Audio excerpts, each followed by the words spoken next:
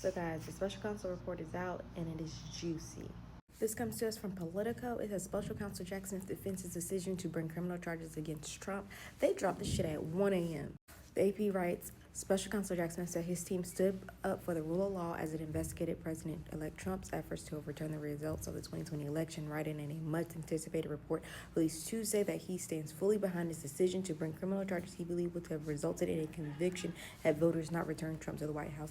The through line of all Mr. Trump's criminal efforts was deceit, knowingly false claims of election fraud, and evidence showing that Mr. Trump used these lies as a weapon to defeat a federal government function foundational to the U.S. democratic process, the report states. The report, like I said, they dropped the shit at 8 a.m. They say, you said, okay, Miss Cannon, we're dropping it. Now, like I told you, this is 174 pages, so I can't wrap it all up in this one video, but I'm gonna give you the highlights that they put in the article.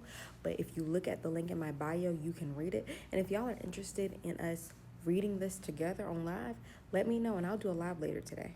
So Trump did respond earlier in that day, claiming that he was totally innocent, calling Smith a lame-brained prosecutor who was unable to get his case tried before the election.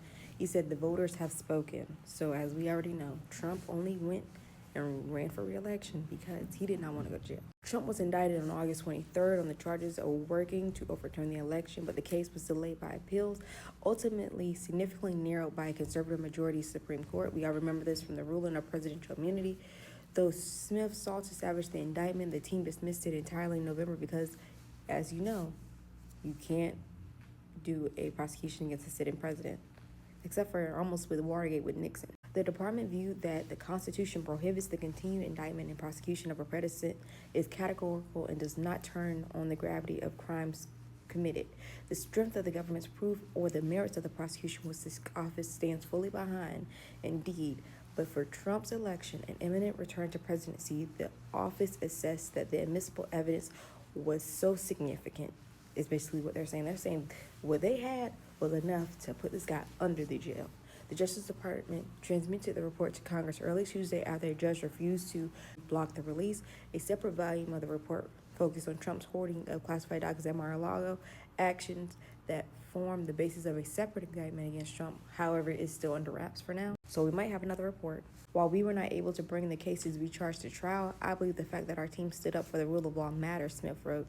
I believe the example our team set for others to fight for justice without regard for personal cost matters. The special counsel also laid out the challenges it faced in its investigation, including Trump's assertion of executive privilege to try and block witnesses from providing evidence, which forced prosecutors to seal